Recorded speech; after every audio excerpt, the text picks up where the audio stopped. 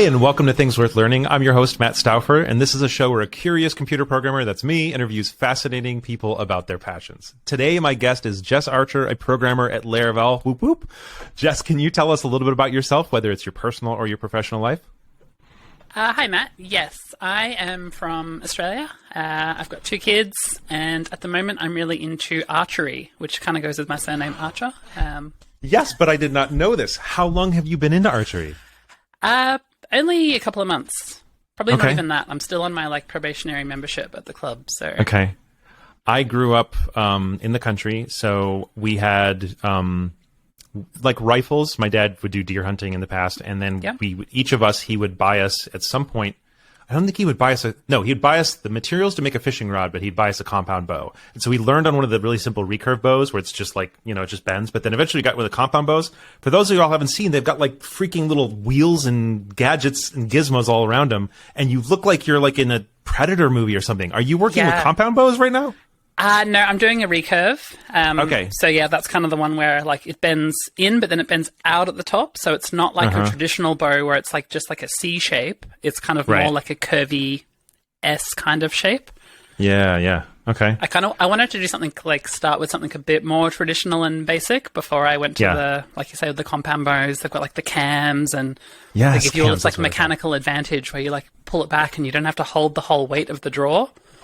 I have not thought about this until I was since I was in high school. And it's all now, and even there's now things that I probably understand now that I didn't then. I wouldn't have thought of what you said about not holding the whole weight of the draw until now. My brain understands what the point of the cam. Back then I was like, yeah, it's cool. It's got little wheels on it. Yep. So that's awesome. Okay, so Jess Archer is into archery. I love this. It is so fitting. Was there anything else you're going to say about yourself before I interrupted you, or are you pretty good? No, that's pretty good. I mean, I could talk for a while, but. That's fine. Let's get on to the topic. But real quick, the reason that I did the whoop is because Jess is a wonderful human being and programmer and speaker and friend and all that kind of stuff who recently started working for Laravel, which is in our segment of the industry is sort of the dream for a lot of people because a lot of us write Laravel code every day, but to work for Laravel and with Laravel means her daily work is doing this incredible stuff in the ecosystem that we all live in, breathe in every single day. So I just wanted to say again, congratulations. It's an amazing accomplishment, completely well-deserved, and good on you. Thank you. I've been watching a lot of cooking shows recently, and they have these professional chefs, and they have to cook meals for their heroes and idols, and they're completely blown away by it. And I saw a lot of parallels there where I'm writing code that's getting reviewed by Taylor every day. Right. And I feel like I've kind of reached that level where they are in the cooking industry, but in the programming industry. So I love that. I also think that there's an element of you're both doing that, but also it's in their world, their favorite chefs are kind of eating their food or whatever, but your favorite chef just hired you as a sous chef, right? Basically. That's some next level stuff, man. That's awesome. Yeah. I'm not saying it's your favorite, but I'm just saying whatever in that analogy. I love it. Yep. Well, congratulations again. Well deserved. Thank I know you. that's what we're talking about today. So moving on to our first question of the day. Do you have any sort of life mantra or phrase or idea that you try to live your life by? Yeah, I think it is changing, but originally, and probably what I've been living by for the last few years, is to always be trying to step out of my comfort zone. So always doing things that scare me a little bit, make me nervous, because that's how I grow. So taking jobs, for example, that I feel, that I'm I have a lot of doubt, can I actually do this job? Am I the right person for this? Yeah. But taking those things, going on podcasts, doing talks, all these things that scare me. And even after doing many podcasts now, I still get nervous when I do them. But saying yes to those things has always made my life better. It's given me more exposure and opened up more opportunities. There is a limit though. Sometimes if you say yes to too many things, you end up being completely overwhelmed and stressed out. So it's finding that balance. Yeah, I love that. And it's interesting because I'm 37 and I, co-own a successful software consultancy. And so I've kind of spent a lot of my early years really unsettled where I was. I had ADHD. I wasn't really in a great industry. And then now now I've built this really wonderful environment around me. And just within the last couple of weeks, I'm flipping everything on its head and going back to some old things that I haven't done in ages that are a little difficult and doing some new things that I kind of don't want to do, but it's I think this is the best thing to have the even bigger and better future of Titan. Yeah. And it's scary and it's uncomfortable because I was really easily settled where I was, but it's also like, oh, this is what it's going to take. This is the next thing, you know, and I'm already starting to see some fruit from it. But even then, just like the feeling like trying a new thing and not getting stuck where I was. So I hadn't named it that way until you just said that. So once again, thank you for my therapy session. That's how this podcast works out for me. But thank you. That's a really helpful You're very welcome. way to think about it. Okay, so this podcast is actually about one thing, which is not my therapy, but today we're going to talk about one thing you're passionate about. Can you tell us what we're talking about today? So today I would like to talk about Neovim. And I realize that we're not dealing with an entirely technical audience. It is a tool that technical people use, but other people use it, such as writers and all sorts of stuff. So Neovim is a text editor, which doesn't sound super exciting. But it has a whole lot of philosophies and methodologies behind it that make it different than basically every other text editor. The other thing to say about Neovim is it's not the first Vim. So Neovim is a fork of, and a fork is basically where you like take an open source code base and like copy it. So Neovim is a fork of something called Vim, and Vim is a fork of something called VI. So it's kind of like gone down this chain. I think VI was originally from the 70s. So I kind of like to say, you know, I'm basically using a text editor from the 70s in 2022, and it's still awesome. That's great. So I have so many questions from my view, but I also want to make sure we get to it from the vantage point of people who aren't familiar. So I use Vim somewhat regularly. So for those of you who have never heard of it, I'm going to do my best to try and make this make sense for you. VI and Vim were text editors, and I bet you we can talk about in a second kind of like what is their way of thinking that continues into Neovim. But one of the things that I think, just thinking about like when someone imagines a text editor, I think they often imagine, you know, notes or pages or Microsoft Word or something like that, where it's this like graphical interface in Windows or in Mac or something like that. But VI and Vim, you know, when you're using those, you're on a terminal, right? So you're like actually on like green letters and a black background looking like you're a hacker, right? Yes, exactly. Is Neovim that same way too? Or is Neovim actually more like a graphical interface kind of situation? So Neovim is primarily a terminal-based editor. Okay. It has been designed in such a way that they can incorporate it into graphical tools. So one of its goals is to allow it to be incorporated into like full IDEs, which are like basically a text editor with a lot of programming tools baked into it as well. Got it. Okay. So yeah.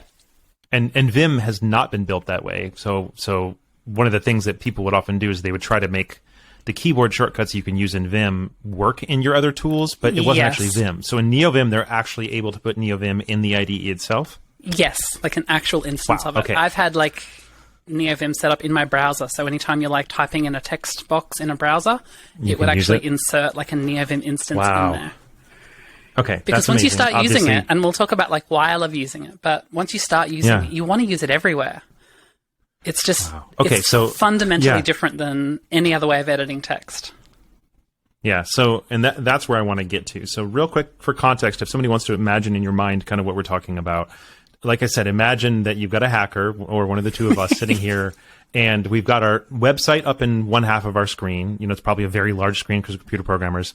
And then the other side of our screen, instead of what you might imagine, which is like a very modern looking code editor, one of the things we often do is we actually have like this, again, this green on black or this white on black nerdy looking thing. And instead of editing our files with like clicking and dragging, we're literally editing our files by opening something up in that green on black view that you see hackers do. We call that the terminal. And it's like the most direct way for most humans to access a computer. Like, unless you write machine code, like if you're accessing a computer at its most core level, you're opening up that little thing and you're typing in a specific set of commands. So there's no mouse usage basically. And one of the commands you can say is open up this file that I'm looking at in VI or Vim or Neovim. So like, if you're imagining how nerdy we are, that's what it looks like.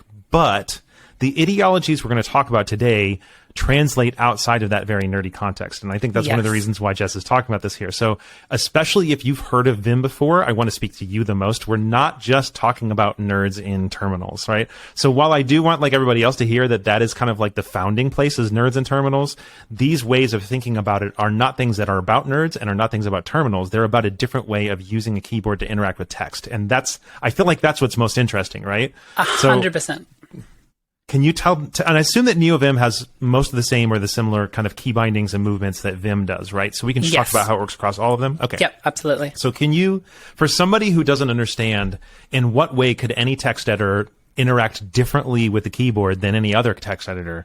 How do you even begin describing that to someone? Like, what does it look like? Okay. So real quick, just to back up real quick, yeah, of course. The whole like green text on the terminal thing, like that's definitely the way most people think about that style of thing. And it's the best way to like explain to people, like to get them in the right frame of mind. But just for reference, like when you've configured Neovim or Vim and all that, you normally have like themes and everything, and you set up your terminal in such a way that it actually doesn't look too much like it's running in a terminal. It almost feels like it's a full application. You've got all the colors, all the things. So yeah, and you've got like little arrows and boxes and stuff like that. So, and that's a great point.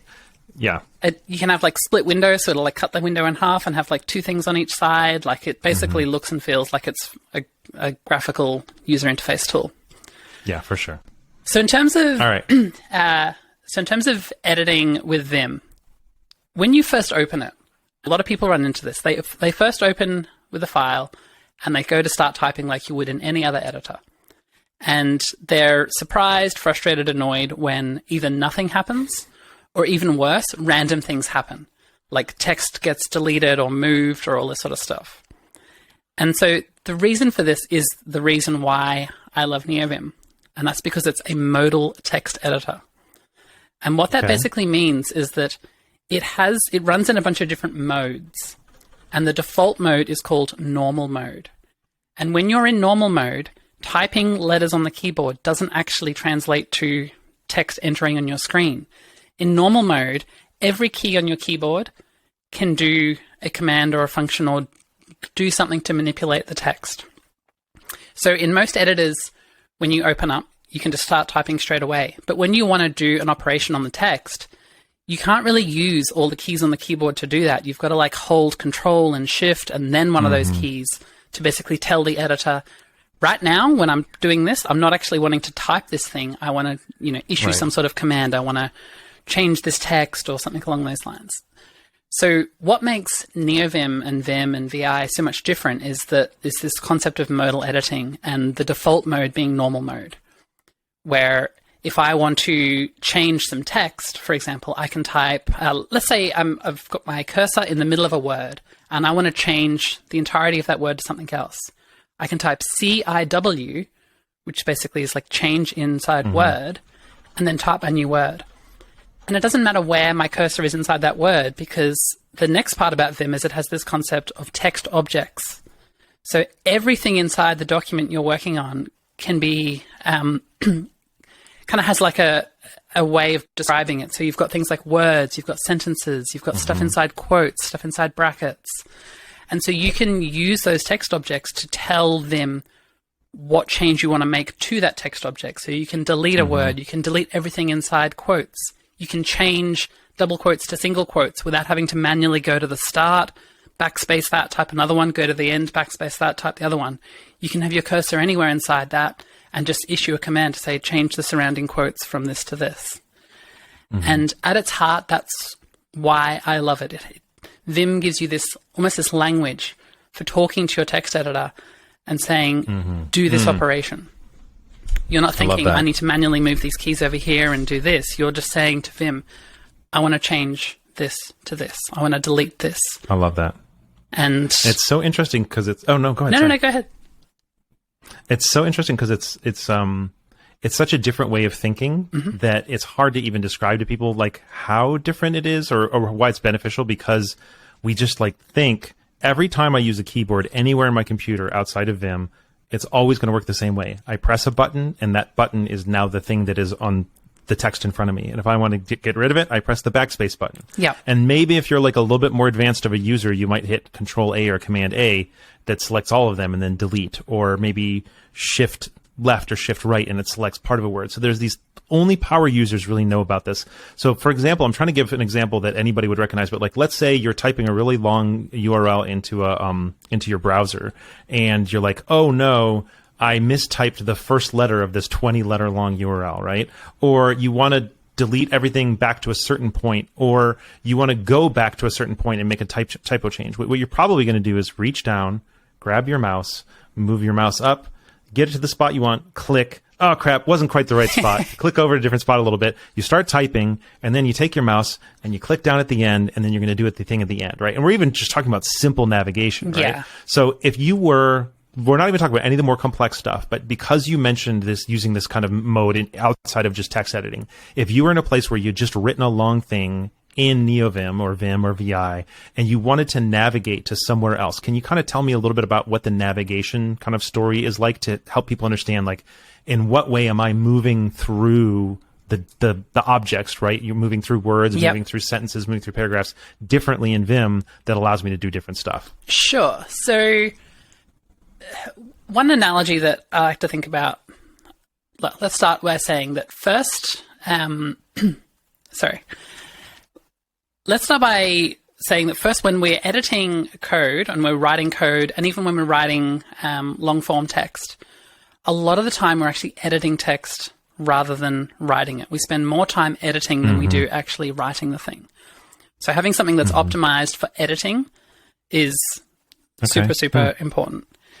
And one analogy that I've heard about Vim that I love, I can't remember where I heard it, but if you imagine a painter, when they're doing their painting on a canvas, when they've got their paintbrush touching the canvas, that's kind of like insert mode. That's when you're like putting stuff on the page.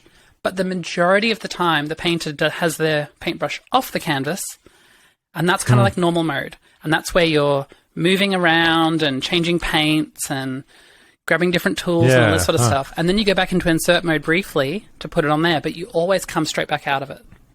So with Vim, you're mostly in normal mode. You type something, but like instinctively, the second you finish typing the thing you want to type, you push escape to get back into normal mode, because that's where you can do stuff. And so you talked about movement. Yeah.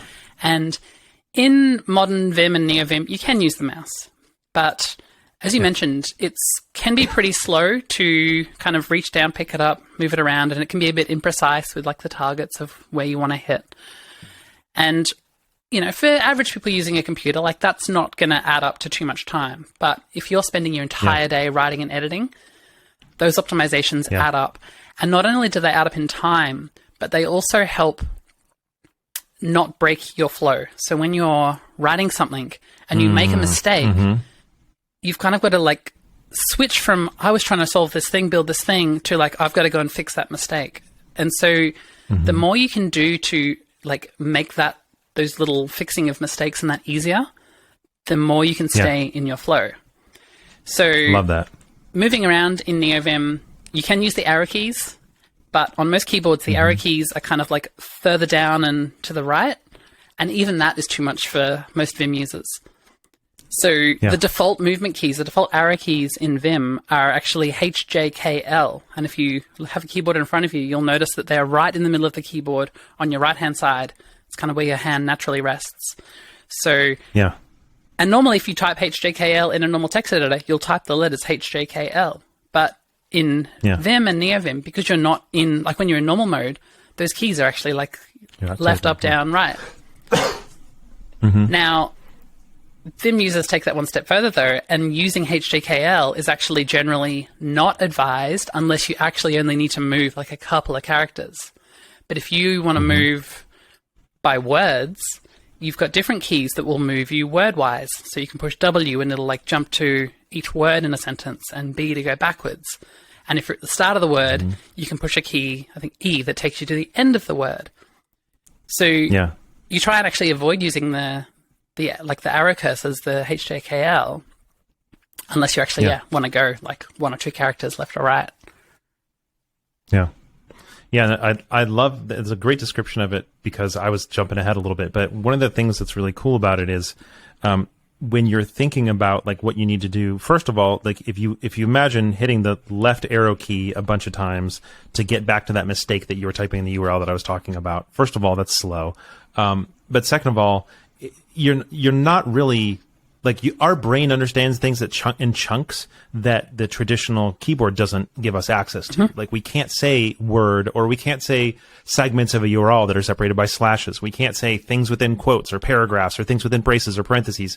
Whereas we actually get access to some of these things that are more than just one character. And I think that's the biggest thing for me when we're talking about movement in Vim and Neovim is movement on a traditional keyboard is left a character, right a character, up a character, down a character, meaning up and down the line. Everything is by the one character. And the likelihood that we ever actually want to move just one character left, right, up, or down when we're doing something is extremely low, right? It's almost always go back a word, go back 3 URL segments, go up 2 lines, go back 2 paragraphs, or do within these 2 slashes or within these whatever. And those are ideas that all are things that exist within Vim. So I don't even know where to ask you to go next. I mean, you talked a little bit about the really basic movements, words forward, and backwards. You talked about like going up and down a line or left and right a character. Where do you go from there? Have you had to explain to people before kind of like how to begin wrapping their brains around movement and selection and all that kind of stuff and the grammar? So I like to break some of the components of Vim down into like 3 main categories. So we've got text objects, which represent a word, for example. So if your cursor's in the middle of the word, you can kind of refer to that word no matter where you're in it. But other than text objects, you've also got motions. And motions are more about movement. So that's when say you're in the middle of a word and you just push E to go to the end of the word. Or the example of like moving backwards and forwards words using like W and B. So text objects and motions are kind of similar, but they refer to slightly different concepts. But you can combine those with commands. So I mentioned right at the start, like C-I-W to change inside a word. If I go just CW, that will just change to the end of the word. So it's applying the C command, the change command, to the W motion. Whereas IW is a text object. So you can kind of use them similar, but you'll get different results depending on where your cursor is, whether you're using motion or a text object. Okay, that makes sense. And so let's step away from change for a second because I think that can be confusing at times. Let's talk about delete. Yeah. So if you were in a traditional editing scenario and you want to delete, if you're in a traditional editing scenario and you want to delete a word, you would probably go to that word and you'd click on the end of the word and drag to the beginning of the word and hit delete, or you click on the end or the beginning and just hit delete enough times to get it, right? Yeah, I mean, and so you can have one of the things like, maybe I think you can push like Alt or something and Shift, and then you can kind of like navigate word-wise, I think, in a lot of editors. Yeah. And that's usually the only movement that you actually get for free in most editors, right? Is like holding maybe... Yeah. Oh, yeah. Also, I was gonna say option and shift, and then you go left and right. So, but we get a lot more when we're in Vim because, like, let's say we're deleting. Deleting is a command that you're talking about, right? Yep. So we want to delete, but what you're doing with Vim or in Neovim is you're saying, okay, but what do I delete? Do I delete a thing? Do I delete to another thing? Do I delete back to another thing? So whenever you say delete, like the D key, it's not going to do anything until you give it like the target, right? And so what you're telling us is we can say delete an object. One of the objects you talked about was inside of a word, so like the whole word basically. But you can also delete, in a movement, like delete till the end of the line, delete until the next word, delete back to the previous word. And so you're kind of like telling it like the verb is delete, and then the object of the verb is wherever to delete to or what to delete, right? Is that kind of what you're saying about the difference between the object is what to delete and the movement is where to delete till? Exactly. Right? And you can use commands with either of those two things. So you can delete with a motion or delete a text object. Right. And then there's a lot of other objects or a lot of other commands that you can do. So you mentioned change. So I know that we don't want to go through all of them, but what's the difference between change and delete? So not a whole lot, but again, it's a optimization. So when you delete, you're in normal mode when you're issuing this command. When you delete, it removes the word, but it leaves you in normal mode. So you can then just go and move to wherever else you want to go. The only difference with change is that it will delete the word, but it'll put you in insert mode automatically. And there's some other like little nuances to this as well. So if I delete a word, it's going to remove the word and the extra space so that you don't end up with like 2 spaces because there was a space before and after the word. It doesn't just delete the word. It's going to delete the word and one of the spaces. But if you change it, it leaves that space there because it knows that you're changing this word and there's going to be a new word here. Cool. So to leave the space at the start and the end of it. So there's like little subtle things like that once you get used to them. And one of the things with Vim is it is very overwhelming to get started with, because you kind of have to like internalize all these things. And it has a very steep learning curve. But for me, it has more than paid off learning all these things, because now it's just like anytime I do a screencast about something that's not Vim, but I'm using Vim, all the comments are like all just blown away about how quickly I can edit text and move around. And it's like my cursor's here, but somehow it changed something over there. And it's like, how did you do that? Yeah, I love that. And there's so many things. I mean, I know that I'm just kind of going back to the same thing, but there's so many ways in which the way our brains process the content we're working with, Vim has an analogies, that's not right, but basically has a parallel to that in a way that a traditional text editor doesn't. So like you've already mentioned a bunch of them, everything within the parentheses, everything within the quotes, or changing out the quotes. Like, good luck saying in a traditional editor, I want to change out all the simple single quotes within these 3 lines to double quotes, right? Like, that's just not going to happen. And some text editors make these a little bit easier with multi-select. So, nerds, you'll understand, like, we have that in Sublime Text and Code and stuff like that. But there's just a level of, it's grammar, it's syntax. You're literally telling your text editor, you're building like sentences to it. And the sentences are things like, within lines 3 to 17, only if those lines don't contain the word duck, make sure that every single time that the word fowl is used there, it's changed to spell F-O-W-L instead of F-O-U-L. Enter. And then it just does it for all of them. Yeah. And then you can do that again really quickly with little modifications. It's like, there's so much freaking stuff you can do. So again, how do you tell people what else to do from here? You touched on a good one there, which is the repeat command, which is just dot. It's just, the dot on your keyboard. Mm-hmm. And the thing I love about that is if I'm, say I want to, change a word somewhere to something else. So keep using the change example, but that could be a really short word that you're changing, and you change it to a really long word. You can move the cursor then to another word. It doesn't have to be the same word, but when you push dot, it issues the same command. So it's going to change that word to that other word you used. So you can just keep hitting dot then instead of retyping that thing all over again. And changes you make in Neovim are very, like we call them like atomic changes. They're very descriptive little discrete changes that do something. And so being able to like repeat these atomic changes is really good. It's not like when I push the dot command, it's going to type the last letter I typed. It kind of knows that I issued a command, and that's the thing it's going to repeat. And and when you're giving, I keep interrupting. That's right. I was just going to say, like, some of the other examples, you can delete until the next occurrence of a particular letter, or change until the next occurrence of a particular letter. And there's even nuances within that. So I can say delete up until this particular letter, or I can say delete including that letter. Yeah. And that's just a difference between like DF and then the letter. So delete, find that, and that will remove that letter as well. Or DT and then that letter. And I always think that one is like till, like short for until, delete until. Oh, yeah. And so you end up with all these little mnemonics of what all the commands mean. And most of them kind of have something that let you like latch onto it. Like, the change command being C, delete being D.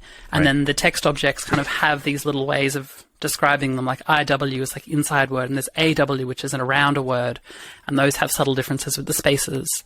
And if you're doing it with, say, quotes or parenthesis, you can say like delete inside the parenthesis or delete around the parenthesis, which will delete the parentheses themselves as well.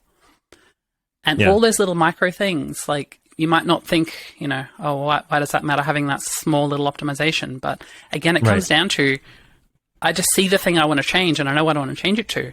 And half the time I don't even remember what the commands are. If someone asks me something, I have to look at my hands and do it because it's all muscle memory. My brain just thinks I want to get rid of that, and my hands just do it automatically. And once you get to that point, like past the initial learning curve where you're having to really consciously think about it, once you get to the point where it's all muscle memory, that's when, to me, the magic happens. Yeah.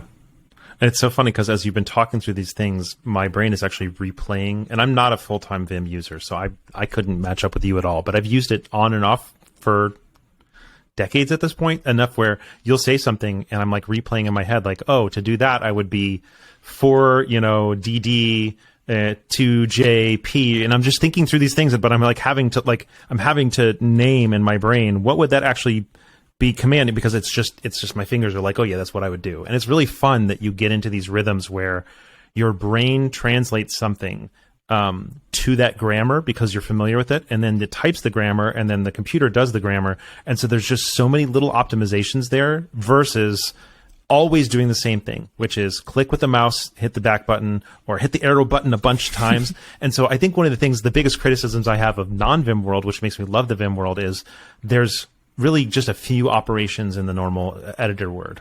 Up, down, left, right. Maybe you're really advanced and you're doing like the Alt Shift and the Alt Left and Alt Right. And, nobody uses the page up and page down buttons or anything like that, right? Yep. There's only a couple things you can do, and you do have a delete key, which is similar to the delete key and or the change thing in Vim. But like, there's just, no matter what you're doing in normal text editing, you have a few things to work with. And Vim and Neovim give you this incredibly expansive set of tools, which does make onboarding kind of overwhelming at times, right?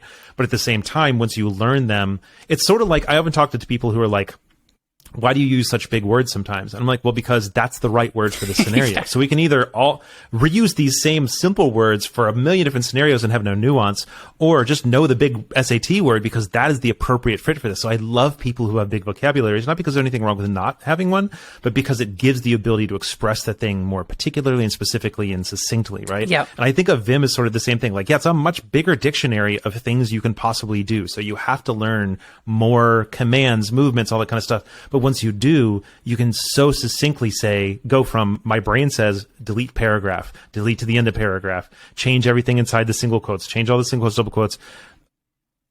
You can go so quickly from that idea to that implementation that, like you said, when people are watching you do it, it looks like magic. And a lot of us who love Vim and Neovim fell in love with it by watching somebody else who Yes. used it, whether it's the execute code guy or anybody else. We're like, whatever that is, I want it, and it's worth whatever it takes. So what made you get into it originally? Exactly what you said. I can't remember when, because I started using it when I was a teenager, which is quite a long time ago now. Mm-hmm.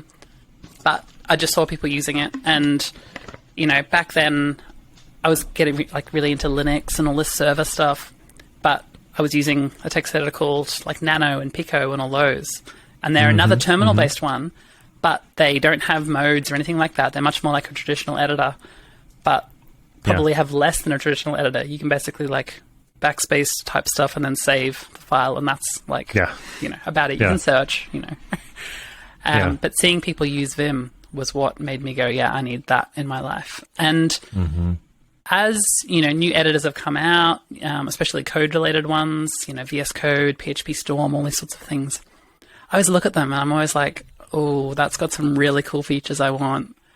And as you said earlier, some of them have like, Vim mode where they'll kind of give you some of those, like they'll kind of try and make it a bit modal so you can use a lot of the things from Vim. But I've never found one that actually truly implements it in the way that Vim does. Like it always feels a little bit broken. You'll go and reach for something and it doesn't quite work. One of the other things is with Vim, like it's very, very extensible. There's tons and tons of plugins for it. You can kind of write your own for it. And there's some plugins that to me are essential in Vim that if I don't have them, like they're ones that feel like they should be there because they honor that, the same sort of style of thing. And a lot of the Vim modes don't have those plugins. You can't get those. And those to me are kind of essential. And some of them might add more text objects, for example. So, if you're working with HTML and you've got the little, little attributes on the HTML tags, you can add text objects for those. So you can very quickly just delete one of those attributes. So you can, depending on what you're working with, you can add more things to it. Obviously, it comes with a lot of them out of the box. And for I try and use Vim for, writing emails, everything, not just for code. That's one of the things I want to stress is that I use Vim for everything I'm writing because it makes it so much easier to then go and edit things, which is what I'm doing all the time. And it already comes with all the things out of the box. It's got text objects for paragraphs and all those sorts of things built into it. I wrote my book in a syntax that looks very much like Markdown. So the programmers will be familiar, but those of you who aren't programmers, Markdown is a very kind of programmer-focused coding, or it's as if you were to use like the ability to do bold and underline stuff like that, but instead of seeing it, you're doing like little tiny code markup on the things. So I wrote my book in something like that, and I wrote the whole thing in Sublime Text with Vim bindings on. And now you're kind of like making me challenge that, like, when I do the update to my book, can I actually go do the whole thing in Vim? And I'm not sure, because again, I'm not as accomplished of a Vim user as you are, but I have found that there's many circumstances around my computer where I'm doing some kind of text manipulation, and URLs are one of them, writing stuff in the terminal, where I'm just like, oh, this would be a lot faster to get from here to there, or to change just this. And then you just get spoiled by it, right? I'm like, oh, now I have to, do whatever to get the whole way to the beginning of the line, or whatever else it ends up being. So it makes sense when you get into it that you want it everywhere. But I want to ask you, if somebody hears this and they're like, all right, I'm ready to try it. Let's start for programmers, because obviously it's an easier intro for programmers. So if someone's a programmer and they're like, I'm ready to try Neovim, I'm ready to learn this, how do they get Neovim set up? How do they get the optimal setup, right? Because a lot of times it's like, do you want to use base Neovim, or do you want to use it with all the best plugins? Do you copy somebody else's, Vim RC file or whatever it's called, or do you do your own? And then what was the first? Yeah, how do they get it? How do they get it set up? And then how do they learn it? Like, what's the first steps for a programmer who wants to get into that? Sure. So installing it's going to depend on your operating system, whether you're on Mac or Windows or Linux. But if you go to the Neovim website or the Vim website, it'll kind of help you out. Interestingly, Vim tends to come with, I think Vim comes out of the box on Mac and on most Linux systems. Neovim, being kind of like a more modern fork, doesn't come out of the box. But if you go to their website, they've got all the different ways of installing it for different operating systems. Remembering that you're running it in a terminal. So when you're on that command line where you've got that little prompt that's like, type some things, maybe like some people might be familiar with, doing dir or ls to list the contents of a directory. That's where you would type Vim or nvim or whatever it is to open up your Vim flavor of choice. In terms of like customizations and all that, generally people strongly discourage, and I am one of them, just copying someone else's config verbatim. Amen. Because Amen. Thank you for saying that. It's one of those things that's very, very personal. It's very deeply personal. I like people to learn the like foundations of it and find where they're hitting areas that they don't like about it, because that's part of using Vim. It's like, the craftsman that's got all the tools, keeping them sharp, choosing the right ones, maybe modifying the handle to make it more comfortable. To me, configuring Vim feels like that. You're like modifying and making this tool better so that it can do its job better. So I would just use it as it is. Maybe put a theme on it or something, if because the default ones can be pretty bad. And in terms of learning it, I think the best and most easiest resource is called Vim Tutor. And it literally comes with Vim. So you can just type on your command line, like Vim Tutor. And all it does is open a text file. And it's got instructions in there. And it has you make changes to this text file. It's the most simple tutorial ever, because it's literally just a text file that you open. And it has some example text. And it's like, all right, go down and change the occurrences of this to this. And these are the commands that are the most efficient way of doing that. And you just run through that. And then probably run through it again until you start to like... And that's a good way of getting a feel for what it's like to use Vim. And obviously you'll be like, oh, this is hard to remember all these things. But you'll at least kind of get like a day in the life experience almost of what it's like. And as I said, you'll start to maybe find some things that it doesn't do or annoys you about. I would always encourage people to try and see if something can be done natively in Vim before you reach for a plugin, because if you just keep bolting on plugins, you'll end up with a much more heavy setup, and some things might conflict and not work the way you expect. And it also means when you go and use Vim somewhere else, maybe you're on a server somewhere or that like if it's not exactly right, you won't know how to use it. So I try and use the defaults as much as possible and just add on to that rather than going, I don't like the movement keys being HJKL, I'm going to bind them to ASDF. I'd strongly discourage doing that. And that's helpful. Can I add one note real quick? One of the things that we have not named so far is one of the really cool things about tools like Vim is, unlike the majority of times we're working with really heavy editors like Code and Sublime or PHP Storm and stuff like that, when you SSH into a remote server, and if you've ever done any development, DevOps or anything like that, sysadmin stuff, it happens. You are fully able to do all the same stuff you do. And, you might not have your plugins, you might not have your theme, but all those same movements that make you super fast that don't rely on the mouse, because again, good luck like using the mouse when you're SSHing into something or whatever. But like all these things that you have, all these great movements are now available to you on every server, every Linux server and every Mac server around the world. So anytime you're on any Linux or Mac computer, you can type Vim and be just as fast on that one as you are when at home. And I've been really shocked at how much of an impact that makes for me, both SSHing into other servers and also just picking up a computer that's not my programming computer and having to work from it for a while. I'm like, well, I don't have everything else, but I got Vim, you know? So it's a really portable, flexible thing. So I wanted you to keep going, but I just wanted to name that. I 100% agree. There's some things that I did in the early days. So I'd use the arrow keys. And even though I knew everyone was telling you, learn HJKL, don't use the arrow keys, it's really hard to not do that because it's so easy. And it's very frustrating at first. Like, Vim is frustrating to learn because for a long time, like maybe not a super long time, but for a little while, you will be slower than you are with a normal editor while you're still figuring these things out. And so you can actually bind the arrow keys to a no-op or a no operation so they don't do anything. And I had to do that. That was the only way I could break the habit of using the arrow keys. And it is amazing how, like, having the arrow keys now, the movement keys right under your fingers, not having to move that hand back a little bit. Once I, like, got used to doing that, I'm like, oh, this is why they told me to do this. Now I get it. I love that. That's awesome. And then in terms of customizing it, I mean, I tend to, like, I've watched quite a few YouTube videos of just watching people use it.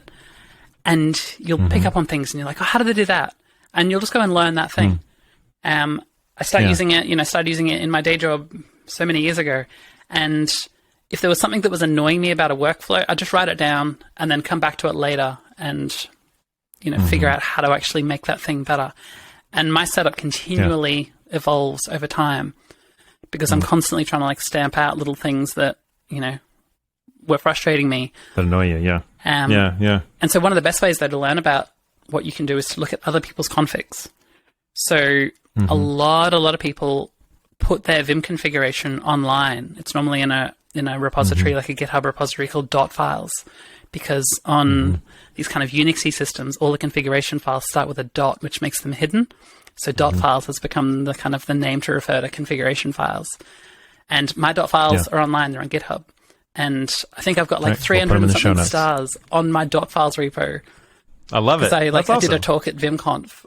And even when you're talking to a crowd of Vim people, they'll see you do things and they're like, that's really cool. I need that. I want that. That's awesome. And so I encourage people to share their .files. But what I don't encourage is just like copying someone else's verbatim.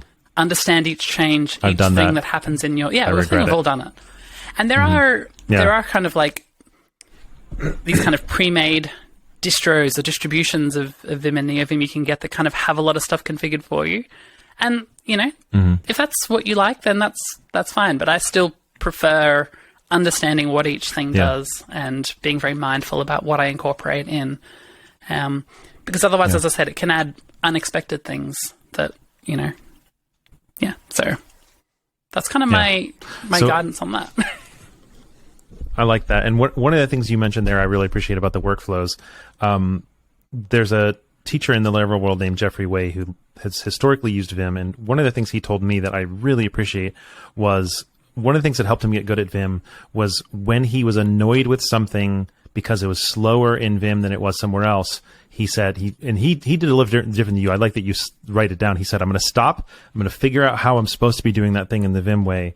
And then next time I'm going to do it the Vim way. So he's just like, every single time I get annoyed, he's like, if I let those pile up and pile up and pile up, then I eventually just quit Vim. He's like, I've quit Vim like 7 times, back then. Yeah. And he's like, but at some point, if I just say, when I hit that annoyance, when I hit that thing that's slowing me down, rather than like powering through and it being even just like a crappier, slower version of my normal editor, I say, wait a minute, step back. How was I supposed to do this in a Vimy way? And again, you can't do that forever, but if you do that for a couple months, you're going to be so much faster after those couple months that it'll be worth it. So it's just, you got to kind of make that commitment to like being like, I'm going to learn this thing the whole way through and just do it, Yeah, so I agree. I love that recommendation. I think there is like a good balance between like solving a problem right now, even though it's going to take you out of the flow of the thing you're doing, because then you can incorporate it straight away and start building that muscle memory.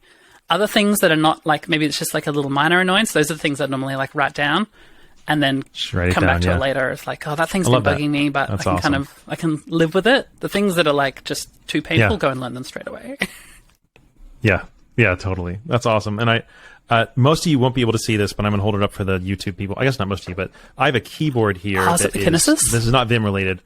Yeah, it's the Kinesis Advantage 2. I can't get it any higher up. But basically, you may be able to see... I can't get it to focus. Go look up just Kinesis Advantage 2. And it's using a keyboard layout that is not the traditional keyboard layout. And I forget the name of it is Hex something, Ortho something, I don't know. But basically, your fingers have to be in different places. Like, for example... the enter key is under my thumb. The command and control keys are like above in my thumb. And like everything is in different places here. Not everything. Everything except for the letters are in different places in this keyboard. And even the letters are a little bit different places. And this is not like the only keyboard. There's many keyboards that have the same layout. But when you have been using a keyboard, I mean, I used a keyboard since I was like 8 or 9 years old or something like that. And then I got this because I was having repetitive stress injuries. And the amount of time it took for me to get even remotely as fast in this as I was elsewhere was the most infuriating experience I've ever had. Because, and so that was similar with Vim for me. It's just like, I hate this. What am I doing? I was perfectly fine where I was.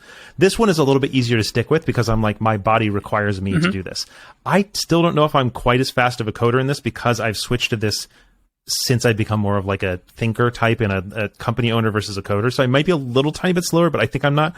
But with Vim, it was a similar experience, but it was harder to justify it because I'm like, I'm going slow to go fast. Yeah. What is this? And it had nothing to do with my healing. So that's one of the reasons why multiple times I've tried to learn Vim and gone far enough to get comfortable with it, but never able to get fully fluent with it. So I feel like, is there any trick to pushing the whole way through, or is it just push and believe you're going to get there? Like you don't have any like magic trick for that, do you? No magic trick. I mean, I guess it depends on how strong your motivation is and like, you know, whether you've seen someone using it, like, you know, you get that experience of like, I want that. I guess it depends on how strong and committed you are to like to having that thing. Yeah. And you know, if you get into it and it doesn't like fit your mental model of editing text, like that's fine, but be aware that it probably won't for everyone to start with. But there may be people that, you know, I mean, there's obviously a lot of people that prefer not using it. But I think most of the people that have tried it and don't like it didn't give it enough time. And maybe they don't have the time. I don't know anybody. Yeah. But I don't know anybody who's like gotten good at Vim and then decided, this isn't it. Literally nobody. So I know a lot of people who've tried and given up, and that's maybe that's biased, right? They gave up because it wasn't for them. But I think there's something to be said that like if we could like give everybody one day where your fingers just work like a Vim master, you'd be like, yep, that's it. That's what I want. I will put the work in to get there. But it's just like it's so much work to get there. It is. And I feel like I'm scaring people away.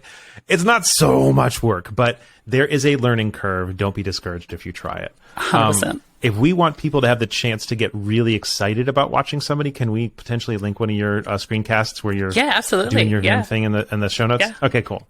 All right, so if you're listening to this and you're like, all right, I need this experience that y'all are describing where you go watch somebody fly, we're going to link one of Jess's screencasts in the show notes so you can go take a look at it.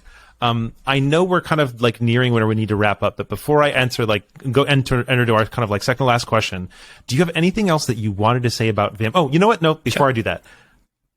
We've been talking about Vim as a general concept this whole time and almost not at all about Neovim. Okay.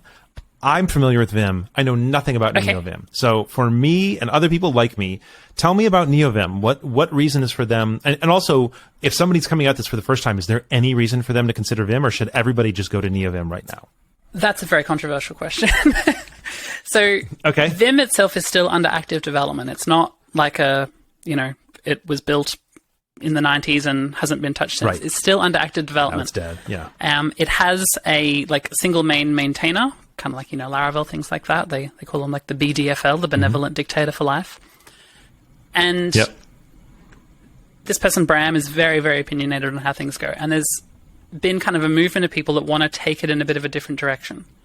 And he was very resistant to that. So that's kind of where Neovim started, was a bunch of people wanted to take it in a different direction. And this happens with like open source software all the time. There's forks happen. Most of the time, those forks don't go anywhere. The kind of original one stays the popular one. At the moment, I'd say Vim is still far more popular than Neovim, but Neovim has gained so much traction compared to most software forks. And it brings a lot of modern features that Vim is kind of one of the interesting things is like as much as Vim kind of resisted some of the features, a lot of them are ending up in Vim now as well. Interesting. But one of the main things for me for using Neovim is to do with programming, and it's going to sound a little bit technical, but they've implemented a native LSP client. So LSP is Language Server Protocol. Language Server Protocol is something Microsoft invented for VS Code. And it basically provides a way that if I'm working with PHP code or JavaScript code, you can have a language server that is kind of running and understands that code and knows all the files that are open. Yeah. And you can ask that language server to do changes to the code that are outside the scope of what a text editor can do. So in Neovim, I can replace all the occurrences of a word or a variable name in a file very easily. But those variables might not actually all be referencing the same thing. They might not be the same instance of it. And Vim has no way of knowing that because it doesn't actually parse your code and understand some of the semantics of it. That's where a language server comes in. I can say, I want to rename this variable, and it'll rename the instances of that actually refer to the same concept. But if you've got another method somewhere else that accepts this parameter with the same name, it's not going to go and rename those because it knows those are different. Wow, okay. So all the features that kind of so many of the features that are in VS Code around kind of modifying and refactoring code, even things like jumping to definition, which again is very technical, but if you're using a piece of code that someone else has written, you can kind of jump to where that code is so you can see what that code looks like. Or even in your own code, when you're using it somewhere and you want to go to where that is referenced. Again, Neovim doesn't have that understanding, but a language server does. And so when you plug a language server into Neovim, it gives it all these superpowers related to code. And you can use the same language servers that VS Code uses. So you basically get all the benefits that Microsoft has brought to VS Code and all the community has created, all these different language servers. You can use those in Vim now with Neovim. You can use them with regular Vim, but it's not native. You've got to use a plugin, and then that plugin has plugins. And to me, that's a bit clunky. I used it for a while, but once I found that Neovim had this native language server protocol support, that's when I had to no, I want to be as close to this as possible. It has a bunch of other things, like some UI tweaks they've made that make it just that little bit nicer, that little bit more modern. You can have floating pop-up windows with a faux transparency on them. Just little things like that. Yeah. And the other main difference is that the configuration language for it is called Lua, which is a well-established scripting language. So Vim itself is configured in something called VimScript, which is this really archaic and I find horrible to use language. And when you're configuring it, it's kind of annoying to write this code. Whereas Neovim works with VimScript, but they favor Lua. And there's all these plugins coming out now that are written purely in Lua. They're faster, they're easier to maintain and understand. So sorry for getting a little bit technical there, but that's kind of, for me, why I like Neovim. You got to do it a little bit. That's why I've switched to Neovim. But if you're just editing text, Vim is got everything you need. Just whatever. Okay. Are there any downsides to Neovim in your experience? It is still fairly early days. So, depending on if you use the nightly versions, where they basically all the code that was written that day gets kind of compiled that night and then ships out to you, you can end up with, maybe it'll break using it with a certain plugin or there'll be a bug introduced. And I tend to like using the nightlies because, at the rate of features that are coming, I need these features, give them to me. Yeah. But it does also mean then that you also have to take the bugs that come with those features.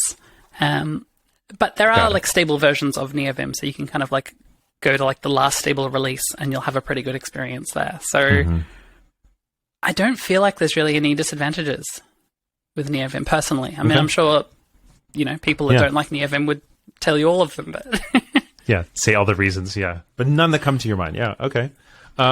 So now what I was about to ask a second ago, is there anything else that we have not covered in terms, because I know there's a huge world and there's so many things we can talk about. So is there anything we didn't cover in the Vim and Neovim kind of introduction that you want us to take a chance to talk about? I don't think so. The main things are the commands, motions, and text objects, and the language it gives you for expressing changes, the modal nature of it, the paintbrush analogy. Those are kinds of the main concepts that when I first heard them explained that way, things started to click. I kind of understood why things were the way they were, because as I said, it feels really weird when you first open it and nothing works the way that any other editor does. Yeah. So to me, those are the main takeaways, I would say. Okay. So anybody who's listening to this now knows how to set up Vim, knows how to set up Neovim, is going to have links in the show notes to an example of Jess doing an amazing fast usage of Vim. And we'll link to some other notes about like from the Vim documentation about how to get started with the Vim tutor and everything like that.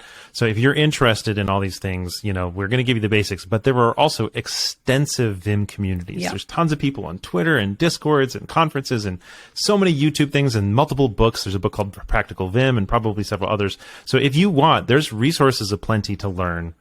If you're interested, don't feel like you can't have any help. And, if you get stuck, just reach out to Jess or me on Twitter, and both of us would be more than happy to help you. Although, if you reach out to me, there's a good chance I'll just refer you to Jess. But regardless, reach out to one of us, and we'd be more than happy to help you get started. It's one of the things I'm most passionate about. So, yeah, I love helping people get better with Vim. Okay. Well, we're going to keep moving because we're running late because this is a fascinating topic, but thank you so much for sharing all that. So, you know, I have one last question for you, which is what insight or support did you either receive or need when you were younger that you hope more people will give to people today? That's a really good question. I think it's kind of funny, but I moved out of home, moved into a house, and it turns out the landlord had an IT business. And so I started working at this IT business. And then I ended up, through him, working for a data cabler, someone that runs cables through buildings and all this sort of stuff. And the thing about that was the work ethic and the way of thinking that was instilled in me from that kind of apprentice experience has stayed with me forever. The way of, like, there was just little things. Like, if he was in someone's house drilling a hole through a wall, he'd have a vacuum cleaner and he'd vacuum up those little things. He was always thinking very deliberately and very considered about how all that would work. And that sort of, to me, was like, had a huge impression on me. And the way that he would talk about, like, thinking about the next steps of something, so that, like, me as being basically like an assistant, I would already be thinking, what tool does this person need for the next job? And, like, having those things ready. Yeah, I love that. And that sort of stuff has still stayed with me. Like, if I'm helping my partner cooking, trying to anticipate and help and all that. So I don't know if that exactly answers your question, but, like, having, I don't know, like, that sort of, just that experience of someone that takes pride in their work and passion in their work, and having someone take a chance on me to, like, you know, like, put me in a position where I could learn that and have that exposure to that was, transformative for me. I love to hear that. It reminds me, Taylor often mentions the one of his grandfathers who, I think he says he paints the underside of the drawers. Like, and the whole idea is just, like, doing that little extra bit of work to really care about doing an excellent job. And my dad was very, very big on, like, if you're going to do something, you should do it. I forget his phrase, but basically, if you're going to do it well, is effectively what he was trying to say to us. And so it's interesting because that's certainly not the message you get from a lot of places, right? Like, it's often about just get it done and go home or whatever. And certainly people could use some of these, like, do it as best as you can things in manipulative ways. Like, we're all in it together, so stay later and work harder, right? And that's not the message here. But work is not your family. It's so interesting how. Yes, thank you. But it's so interesting how you're talking about, like, the traditional trades. I feel like have had a lot more opportunity to develop these, like, you can meet a tradesperson or craftsperson who obviously deeply cares about the quality of what they're doing, and often that's been passed down, right? And it's something they developed over decades. And I feel like programming is so new, we often don't have some of those same, like, kind of cultures and some of those same ways of, like, oh, I learned this from my mentor who learned it from their mentor, because we don't do it, no. That many generations of programmers, the thing with, right? Like, with a lot of those trades is they normally have an apprentice. And so you've got the experienced person, the apprentice that kind of helps out, but then learning all these skills and how to think about these things. And with programming, we normally just shove our developers just on their own. They kind of learn what they learn, and then it's like, all right, you're doing this project on your own, go finish it. And so, like, for me in programming, pair programming has been a fantastic way of learning, like, just picking up on all those little things from watching someone else work and seeing how they solve problems, how they think, not just seeing the end result, but also seeing how they think and how they got to where they are, what mistakes they made, getting to there. All that sort of stuff is super, super valuable. So, work in pairs. You maybe, it's funny because I used to live stream all the time, and I stopped live streaming just because it was a lot of cost for what felt like not a lot of benefit to me. But the number one piece of feedback I got from people was, I loved watching how you solved XYZ. And it was never the stuff that was the point of the video, right? Like the point of the video was how to do this, but they're always like, I loved how you solved this problem, how you debugged that thing, how you whatever. I love seeing that. And I'm like, oh, maybe that was a value that I was providing that I wasn't aware of. Because now that you're mentioning that, I was like, well, how can people pair program who don't necessarily have someone to pair program? I was like, oh, watch one of your videos, right? Like watch a live stream. I was like, oh, okay, that is sort of a form of pair programming, is when you're watching somebody, but it can't be these perfectly prepared videos. Nothing is wrong with those. But like you're not seeing the mistakes because they edited them out because they did it 17 times, which is fine for a certain type of video. But the pair programming requires you to see the whole thing the whole way through. And so I really appreciate that kind of note. I agree, I've like watched Adam Wathan, who's a previous guest. He's done a lot of screencasts on using like Tailwind. And I learned so much about Tailwind from watching him use it and seeing his thought process on what went into things and seeing the good and the bad and all that sort of stuff. And I'm like, I now understand how he thinks. And it means I understand more how the framework works, what the kind of the so with the idiomatic way. The idiosyncrasies. Oh, the idiomatic way. Yeah, no, you're right. So all those things exposing yourself to is always good. And I need to do more of it because I've kind of got to a point now where sometimes I feel like I can do everything I need to do, but you can always improve. Yeah, I love that. I really appreciate that. As always, these are such good notes. And I'm like, oh crap, we're supposed to actually continue the episode, not just get stuck in these forever. Okay, so if someone is listening to this and they think you're amazing, well, first of all, if they think of Vim and Neovim are amazing, we're going to have all sorts of stuff in the show notes. We'll also have links to you and your Twitter profiles. But if they think you're amazing, how do they follow you? How do they support you? Is there any way they can give you money? Kind of what does it look like to just kind of like stay involved with Jess Archer's life? So probably the main place is on Twitter. So I'm Jess Archer Codes on Twitter. You can follow me on GitHub. I don't know how interesting that would be, but like my dot files and all that sort of stuff are on GitHub. So if you want to see those, like that's where to go for those sorts of things. I have a website that I never update, so I probably wouldn't bother going there. The only other thing is, at the moment I'm working on a project with some friends I'm really excited about, and it's called Heirloom, AIRLUME. And it's basically a way of capturing your memories and photographs with their stories so that you can pass them down through generations. And I'm super excited about this particular project. So I can put a link to that if you don't mind, and you can see what that's all about. Yeah, definitely. Yeah, it's kind of like, it's almost like the way Facebook should have been combined with like Google Photos, like the high quality kind of storage, because Facebook things it's like a combination of these, a bit of ancestry. Yeah, they're total storing crap, this like timeline of all your memories. And the idea is that we hold the data forever, because deep storage now is getting so much cheaper that we can save these things and pass them down. You can have beneficiaries and all this sort of stuff. So, oh my gosh. Okay. I'm very excited to learn more about this. So we will put this in the show notes, and thank you for sharing that. That's awesome. Well, I guess that's it for today. Gosh, there's been so much good stuff. I'm like, oh, do we have to be done? Yes, we do. Okay. Jess, this is amazing. Thank you so much for teaching us, as always. And yeah, I really appreciate Thank you so much for inviting me. It's always a pleasure chatting with you. Awesome. Yeah, it really is. And to the rest of you, until next time, be good to each other.